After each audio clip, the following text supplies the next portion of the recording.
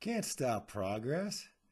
Keep on moving alongside of it, or get the hell out of our one true way. These new asshole to elbow suburbs are blessed parts of God's rich plan. Quit your misguided whining and chronic spoiled mealy-mouthed complaining. Outside developers quite naturally buy low, build cheap, sell out, and move on. What could we really do differently anyway? These people need those jobs. Tinderbox strip malls are the ultimate stage in our faith-based ecological succession. How else are we going to provide for our ever-expanding population? The ready answer is about this simple. Ever bigger portions of more of the same. Just follow the money and you'll find where putting people first always leads us. We've already defined the false choices, so you cannot ever reframe the phony debate. You can't stop the progress upon which our vapid and consumptive lifestyle feeds.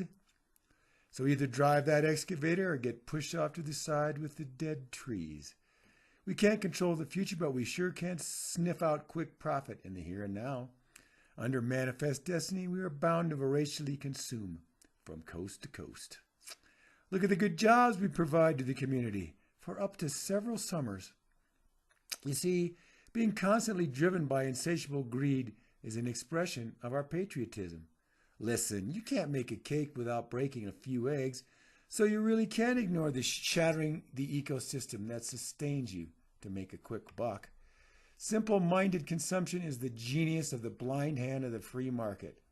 Planning and conservation is the province of their tired and failed socialist agenda. With money, law, and tradition behind us, we bulldoze away any and all feeble arguments. We polish our skills by doing just what we know best, over and over and over again. There's no stopping progress. Just ask the Purple Mountains and those once fertile plains. Take some of these pills and enjoy the bounty of our febrile exploitation. We've got laws and precedents going back to our revered colonist forefathers. They stopped slavery, but we still do what we want to the land once we get a good loan.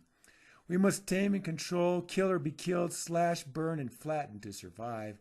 It's man against nature in a war of attrition, and our cash flow shows us winning big.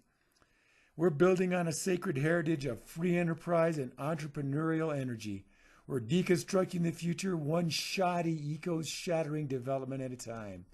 After all, since you can't stop progress, what is it that you're really wanting to do? Look, this farmland here could return more next year as housing for harried commuters. Our progress is inevitable and a foregone conclusion, just like our population growth. Even though our lakes and rivers are just filthy sewage drains, there are still clean ones somewhere up north. No human force can stop progress that has monetary gain as its ultimate goal. God made it so, and only spoiled, out-of-touch liberals raise some kind of namby-pamby concerns. We are tightly wrapped in patriotism, God, free enterprise, and traditional values. Faith in free market guarantees our selfish actions will blindly yield a better future for us all. Look, you can't stop progress. This is all part of His wondrous design for us. We framed the debate and marginalized you while speaking to the people. Our way forward is bold and unambiguous, but you would paralyze us with your silly fears. Our greedy individual clutching moves us all inexorably forward towards the happily ever after. You can't stop progress unless it will make us more money more quickly. It's like asking us to recycle for free just because it makes you feel better. We don't condone all those environmental impact studies and overregulation.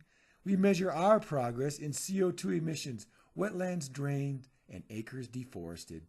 The history we never learned most certainly shows that ours is the only way. Let there be Chinese God Bless America flag decals on the backs of all our bulldozers. Look, your burdensome overregulation can only cost the people jobs and money. This government meddling is very much akin to the failed social programs of the past. We can't predict the outcome of our actions, so we say, just let's roll the dice and see. We'll solve problems after forcing scientists to prove they really exist in a political debate. After all, what studies show that so-called intact ecosystems really benefit a society? However, it is true that lust for gain has clearly fostered the flowering of our consumer economy.